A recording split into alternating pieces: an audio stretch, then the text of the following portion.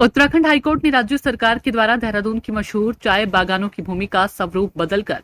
उन्हें गन्ने, खीरे, तरबूज उगाए जाने के लिए दिए जाने के खिलाफ दायर जनहित याचिका पर सुनवाई करते हुए कोर्ट की खंडपीठ ने सरकार व याचिकाकर्ता से बताने को कहा है कि इसके लिए टी बोर्ड व केंद्र सरकार की अनुमति ली गई थी या नहीं, जो 1953 का टी एक्ट है उसका अनुपालन किया गया है या नहीं। 2 सप्ताह में कोर्ट को इससे अवगत कराएं। मामले की सुनवाई के लिए कोर्ट ने 2 सप्ताह बाद की तिथि कोर्ट ने नियत की है।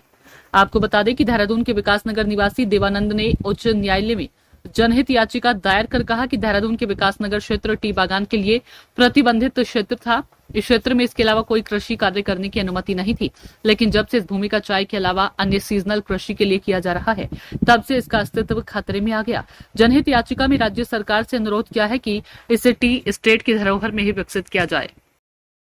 ये चाय बागान से संबंधित पीआईएल है जो देहरादून में एटनबाग एरिया में एक उदयाबाग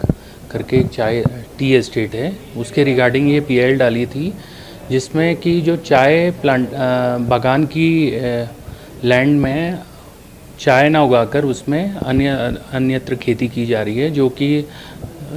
1953 का जो टी एक्ट है, चाय बागान एक्ट है, उसके विरुद्ध है। वही चीज़ आज हमने माननीय न्यायालय के सामने प्रस्तुत की कि जो 1953 का अधिनियम है